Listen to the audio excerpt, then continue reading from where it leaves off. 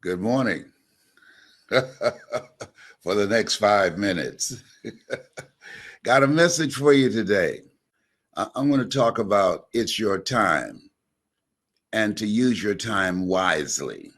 It's your time and to use your time wisely. I have a quote that I want to speak from that it triggered some thinking and it kept me up for quite a while. And if you're one of those individuals who believe in synchronicity, that they said there's a saying that when the student is ready, the teacher will appear. And one of the exciting things about what I do now, you learn, you earn, you pass it on.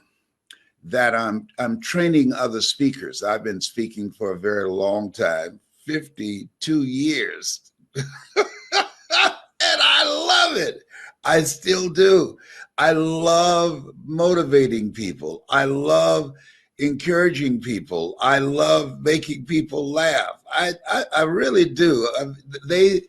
I remember when I think I was in the fifth grade, and I was performing for the kids in the class that I was in, and the teacher said, "You know, one day you could be a comedian." She came in. She didn't even punish me because she was outside the hall cracking up herself and got other teachers to come and watch me. I had a little routine. But laughter is important because the life things are tracking us. They're things that are stalking us. They're things that's trying to rob us of our happiness. And we're in a good place right now. Just think about this. The air, it breathes better. I mean, there's no drama. I'm not waking up in the morning and saying, did anything happen today? Listen, and we want to maximize this moment. It's your time. Maximize this moment. Take advantage of it. We just got through some stuff and we're still here. And you want to take advantage of it. See, here's the thing. We're here to take advantage of the time that we have been given. Herein, my Father, glorify that ye bear much fruit. This is a time that we want to be very productive and very fruitful, because this is a different landscape. This is a different environment. This is your time. This is my time. Let me include me in that as well. Yes. And so now nobody's going to bring anything to you, just put it in your lap and say, do something with this. No, commit thy work. See, you got to work for it. See, if you're not willing to work, nothing works. You could be given the best opportunity in the world and just have it laid out before you. And if you're not willing to work, nothing works. I remember I went to see a friend of mine, and he was living on Miami Beach. His brother picked me up for me to go see this brand new home that he had bought on Miami Beach. Now we're coming over from Liberty City. And so and both are like 4 or 5 years older than I was at the time. But I remember this ride across the Venetian Causeway. He had this big, beautiful home. And as he took us around this big, beautiful home that was just completed, his brother asked him, said, man, because they never spent much time with each other, he said, how did you get something like this? And the older brother said, by a lot of hard work. And the younger brother looked around and said, I'm not willing to do that. Did you hear that? I'm not willing to do that. And then we had lunch and we drove back across the Venetian Causeway, going back to the life that we were living, which was not a good life. We were surviving. And I just kept reverberating in my head what he said. I'm not willing to do that. See, when you look at people, for the most part, wherever you find yourself, that's where you made a decision to be.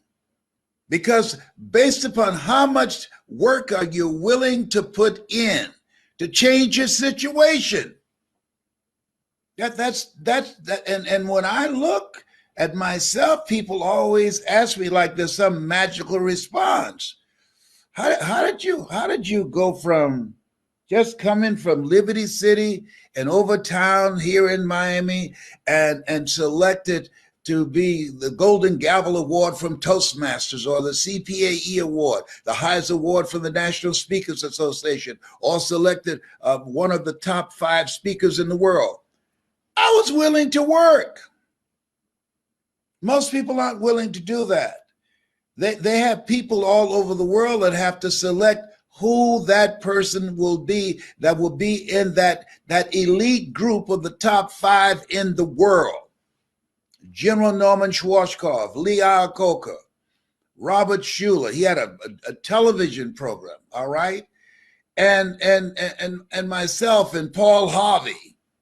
He had a nationally syndicated radio show. I didn't have any of that.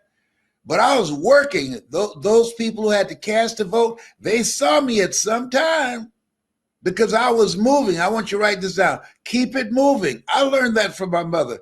It was not unusual when you came home to Mamie Brown's house and we had a little small house.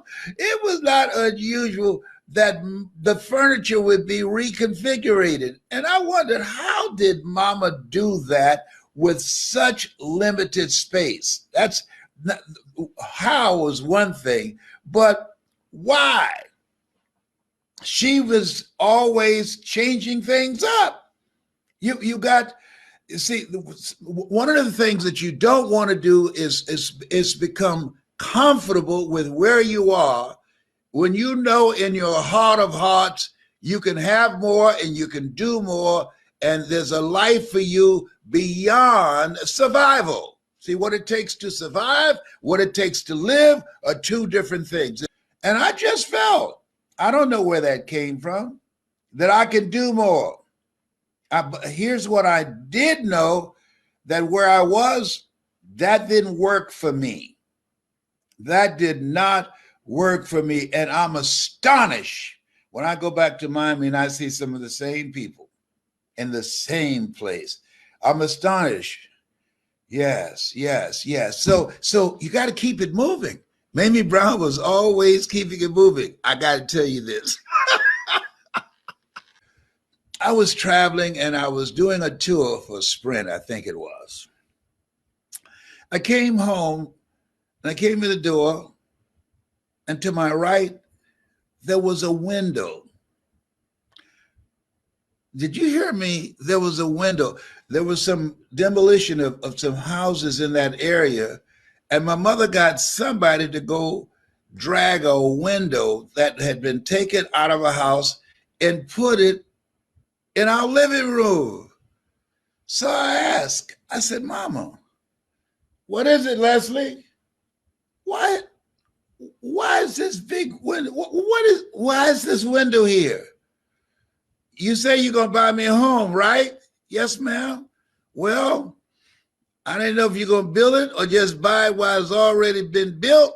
But in case you decide to build it, you don't have to buy all windows for it. I got one window here. There's another house that's been demolished down the street, and I'm going to send Mr. Shorty down there to get that. I said, no, don't do that. Don't do that. Let me tell you something. That put a fire under me.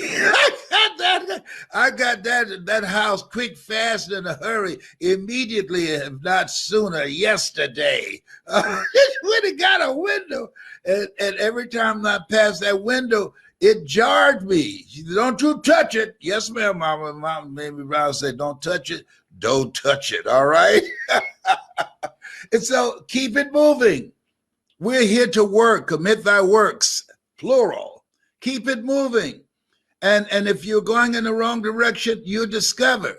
But keep it moving. This is no place to stand still. This is an incredible opening here. And all good times have an expiration date, just like the bad times, but keep it moving. And then when you are going through some stuff during the challenging times in your life, if you keep it moving, you'll get out faster. I'm telling you, if you keep it moving, you'll get blessings out of nowhere. Listen to me, out of nowhere. Activity, working, doing the best you can. It activates your angels to give you blessings that you did not even know. I got a phone call the other day, and it was it was a jaw dropper. I said, "Count me in," and it just came out of nowhere. But it was because of the work that I've been doing. This man said, I've been listening to you for a long time. I've been going through some stuff for years, and I heard you and you brought me out, and I want to do something special for you. I want to bless you. I'm saying to you, you have the opportunity to be a blessing to somebody. I'm thinking about the fact that each day that we wake up, as Orrin Hudson would say, it's the best day of your life. You get up with that kind of mindset. I'm encouraging you to do that. Today, when somebody asks you, "Hey, child, how you doing?" It's the best day of my life. Is that right? What, you caught the lottery? No, it's the best day of my life. I'm telling you. Yes, it is. What makes it the best day of your life? The fact that I'm here. You don't believe it's the best day? Try missing one. Yes, see, you want to focus, have your mindset on your goal. I had my mindset, I was going to buy my mother a home. I had my mindset, I'm going to make it happen no matter what. I had my mindset looking for a way to generate the money to get to that next level, to get beyond where we were in Liberty City, and had a lot of struggles and stuff happening. And stuff happens to everybody. Everybody. Don't ask, why does it have to happen to me? Why not you? You want to give us some names and some emails? And don't go around telling everybody. 80% don't care. And 20% glad it's you and not them.